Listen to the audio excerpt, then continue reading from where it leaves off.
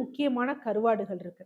அது நம்ம உடம்புக்கு இவ்ளோ நல்லதுன்னு. அதுல ரொம்ப முக்கியம் என்ன அப்படின்னு பார்த்தீங்கன்னா, நெத்திலி கருவாடு. ஏன்னா இது காமனா நம்ம யூஸ் பண்ணக்கூடிய கருவாடு. ஸோ நெத்திலி கருவாடுல வந்து வெறும் 100 கிராம் நெத்திலி கருவாடுல எவ்ளோ இருக்கு அப்படின்னு பார்த்தீங்கன்னா, 58 கிராம் அளவுக்கு வந்து புரோட்டீன் வந்து இருக்கு. ஸோ மேக்ஸிமம் புரோட்டீன் இருக்குது. ஆனா இந்த 100 கிராம்ல என்ன பிரச்சனை அப்படின்னா, கிட்டத்தட்ட வந்து 3000லிருந்து நா 2000லிருந்து 3000 மில்லிகிராம் என்ன இருக்குன்னா, உப்புக்கள் இருக்கு. நம்ம அன்றாடம் தேவையான உப்ப விட ரொம்ப ஜாஸ்தியா இருக்கு. ஸோ அப்ப நெத்திலி நம்ம எடுத்தோம் அப்படின்னா, நல்லா வாஷ் பண்ணிட்டு, அந்த உப்பு போக வாஷ் பண்ணி, ஊற வச்சு வாஷ் பண்ணி எடுக்கணும்.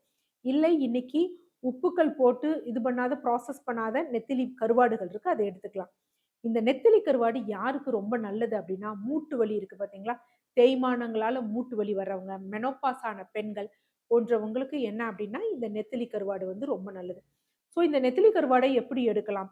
ஒண்ணு குழம்பாட்டம் வச்சு எடுக்கலாம். ஆனா ஓவர் புளி, நெறைய எண்ணெய் ஊத்தி எடுக்கிறதெல்லாம் பெருசு இல்ல. ஸோ நெத்திலி கருவாடுனா நம்ம இது பண்ண போறோம். நார்மலா உப்பு, மிளகு தூள் போட்டு லைட்டா ஒரு ரொம்ப டீப் ஆயில் ஃப்ரை இல்லாம நம்ம எடுத்துக்கலாம்.